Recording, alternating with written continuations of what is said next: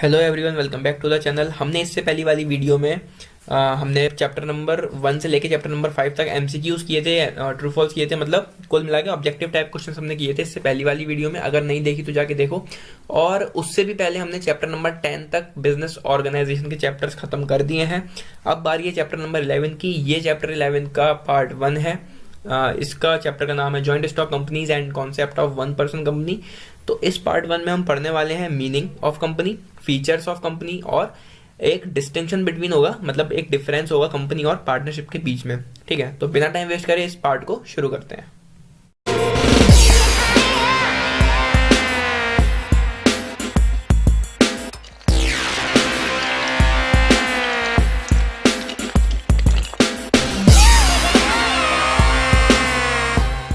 तो सबसे पहले हमारा इसमें कंपनी का मीनिंग। ठीक है, अ कंपनी, इसको एक बार रीड कर लेते हैं। ठीक है, उसके बाद थोड़ा और अच्छे से समझ आएगा आपको।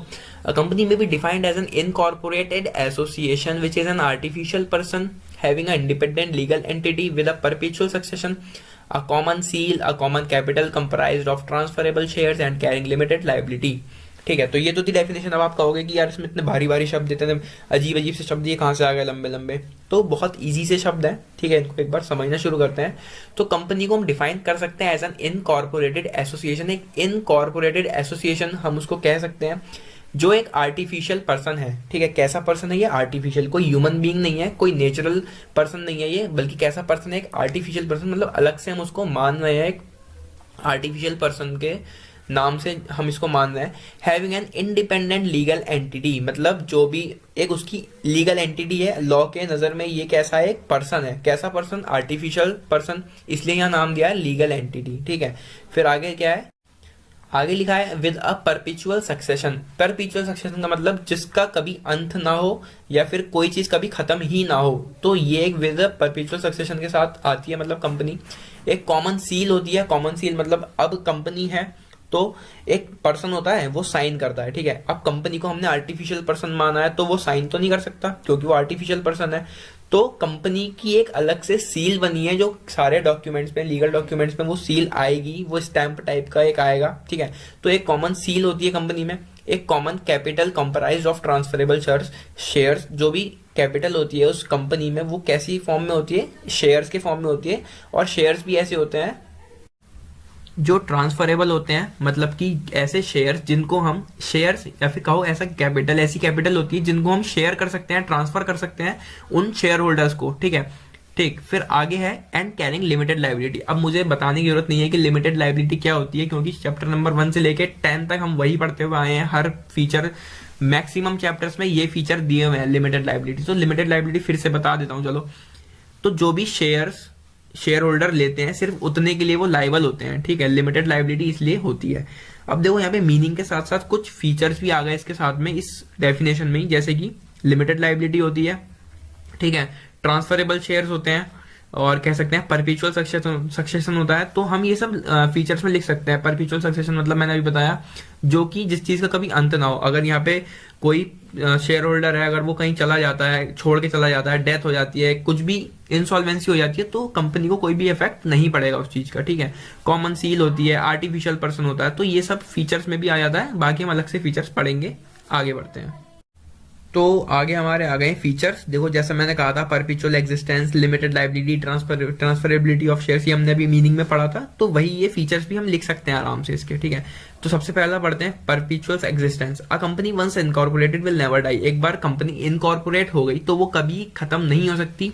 Being an artificial person it can not be incapacitated by illness. अगर कभी भी, जब भी वो इनकॉर्पोरेट हो जाएगी तो वो कभी खत्म नहीं हो सकती। कोई भी चीज उस पर असर नहीं करेगी, भले ही कोई इलनेस हो, कोई डेथ हो, इंसॉल्वेंसी हो, या कोई शेयर होल्डर या कोई मेंबर रिटायर हो जाए वहां से। शेयर होल्डर रिटायर नहीं होगा, कोई मेंबर रिटायर हो जाए, कोई मेंबर लीव कर दे, उस कंपनी को छोड़ के चला जाए, तो यहाँ पे कुछ भी अफेक्ट नहीं पड़ेगा। वो कंटिन्यू वर्क करती रहेगी same entity with same privilege के साथ। ठीक है, तो ये था हमारा पहला फीचर, परपिचुअल एग्जिस्टेंस। आगे वही limited liability. Limited liability of members is another most important characteristic of a company. ठीक, it is the reason why many people invest their money in limited companies. तो यही एक रीजन है कि बहुत सारे लोग कंपनीज में इन्वेस्ट करते हैं, क्योंकि वो लिमिटेड लाइबिलिटी उसमें होती है। जितने शेयर के लिए वो इन्वेस्ट करेंगे सिर्फ उतने के लिए वो लायबल होंगे, उतने लॉस के लिए वो लायबल होंगे। ठीक, थर्ड हमारा इसमें फीचर आता है ट्रांसफरेबिलिटी ऑफ शेयर्स। अभी वही चीज बताई थी कि शेयर्स को हम आसानी से ट्रांसफर कर सकते हैं। एक बार बाकी इसको और पढ़ लेते हैं थोड़ा और जानने के लिए। The companies act provides that the shares और other interest of any member in a company shall be movable property transferable in a manner provided by the articles of the company. The shares of a company are freely transferable and can be sold और purchase in the share market. तो ऐसे share होते हैं company में जिनको आराम से हम ट्रांसफर कर सकते हैं, सोल्ड कर सकते हैं, परचेज कर सकते हैं शेयर मार्केट में, ठीक है। तो ये था इसका फीचर ट्रांसफरेबिलिटी ऑफ शेयर्स, ठीक। आगे है हमारा separation of ownership and management, ये एक इसका फोर्थ फीचर है। The share holders of a company are widely scattered therefore the companies are managed by board of directors. जो शेयर होल्डर्स होते हैं कंपनी के वो बहुत वाइडली स्कैटर्ड मतलब फैले हुए हैं बहुत दूरी तक, ठीक है। इसी वजह से जो कंपनीज होती हैं वो मैनेज करता है कौन, उनको बोर्ड ऑफ डायरेक्टर्स, ठीक है। The ownership and management are in two separate hands. जो ओनरशिप होती है इस कंपनी की और मैनेजमेंट होता है वो दो हाथों में बटा हुआ होता है, दो अलग अलग हाथों में होती है वो दोनों चीजें। The share holders do not get any right to participate in the day to day management of the company. जो शेयर होल्डर्स होते हैं उनको कोई राइट नहीं है कि वो डे टू डे जो मैनेजमेंट है कंपनी का उसमें कुछ पार्टिसिपेट करें। तो यहाँ पे हमें काफी सारी चीजें पता चली, जैसे कि शेयर होल्डर जो कंपनी के होते हैं वो बहुत ज्यादा स्कैटर्ड होते हैं, वाइडली स्कैटर्ड होते हैं। तो कंपनीज को कौन मैनेज करता है, बोर्ड ऑफ डायरेक्टर्स, ठीक है। दूसरी चीज हमें यहाँ पता चलती है ownership and management are in two separate heads. उसकी ओनरशिप कंपनी की और मैनेजमेंट दो अलग अलग हाथों में होती है, ठीक है। जो शेयर होल्डर्स होते हैं, यहाँ तीसरी चीज ये है, जो शेयर होल्डर्स होते हैं उनको कोई राइट नहीं होता कि वो पार्टिसिपेट करें डे टू डे मैनेजमेंट में कंपनी के, ठीक है। तो ये थे इसके 4 फीचर्स। आगे बढ़ते हैं, अब आगे देखते हैं क्या है हमारा distinction between company and partnership. ये इस पार्ट 1 का लास्ट टॉपिक है, ठीक है। इसको जल्दी से करके इस चैप्टर को तो नहीं, इस चैप्टर के पार्ट 1 को खत्म करते हैं, ठीक। तो पहला पॉइंट है a company comes into existence only when it is registered under the companies act 2013। तो सबसे पहले हम इसकी कब वो एग्जिस्टेंस में आएगी वो हम बात कर रहे हैं। तो कंपनी एग्जिस्टेंस में कब आएगी, जब वो रजिस्टर्ड हो जाएगी कंपनीज एक्ट 2013 में, ठीक है। वहीं हम पार्टनरशिप की बात करें तो partnership created by mutual agreement between the individual. हमने पार्टनरशिप चैप्टर में पढ़ा था ये सब। अगर पार्टनरशिप वाला चैप्टर नहीं देखा तो उसको जाके देखो, प्लेलिस्ट बनी हुई है उसमें सारे चैप्टर्स मिल जाएंगे। तो पार्टनरशिप कब क्रिएट होगी, जब कोई म्यूचुअल एग्रीमेंट होगा लोगों के बीच में, ठीक है। फिर सेकंड पॉइंट इसका आता है companies regulated by the companies act 2013। कौन रेगुलेट करता है कंपनी को, कौन चलाता है, कंपनीज एक्ट 2013 के अंदर ये पूरी रेगुलेशन इसमें होते हैं, ठीक। Partnership firm is govern by the Indian partnership act 1932। ये किस एक्ट के अंदर आती है, पार्टनरशिप फर्म, पार्टनरशिप एक्ट 1932 के अंदर ये पार्टनरशिप फर्म हमारी आती है, ठीक है। अगर हम मिनिमम मेंबर्स की बात करें तो प्राइवेट कंपनी में मिनिमम मेंबर्स 2 हैं and in case of public company is 7, ठीक है, ठीक है। तो प्राइवेट कंपनी में जो है लगभग कम से कम 2 होने चाहिए और पब्लिक कंपनी में कम से कम 7, ठीक है। वहीं हम दूसरी तरफ पार्टनरशिप की अगर हम बात करें तो यहाँ partnership can be created by 2 person. Partnership में कम से कम 2 पर्सन चाहिए जब अगर हमें पार्टनरशिप शुरू करनी है तो, ठीक है। फिर आगे इसमें पॉइंट आता है हमारा the liability of share holders is limited. हमने अभी पहले भी ये पॉइंट पढ़ा था कि जो लायबिलिटी होती है वो लिमिटेड होती है, ठीक है। वहीं दूसरी तरफ हमारा पार्टनरशिप में पॉइंट आता है the liability of partners is unlimited. हम शुरू से पढ़ते हुए आ रहे हैं यार ये लिमिटेड लायबिलिटी, अनलिमिटेड लायबिलिटी, ठीक है। तो each partner is personally liable for all the debts of the firm. तो सारे पार्टनर जितने भी उस फर्म में पार्टनर होंगे वो लायबल होंगे जितने भी डेब्ट्स, जितने भी लॉसेस उस फर्म के होंगे उसके लिए, ठीक है। फिर बात करते हैं हम 5th पॉइंट की, लास्ट पॉइंट की। A company is managed by a board of directors elected by the members of the company.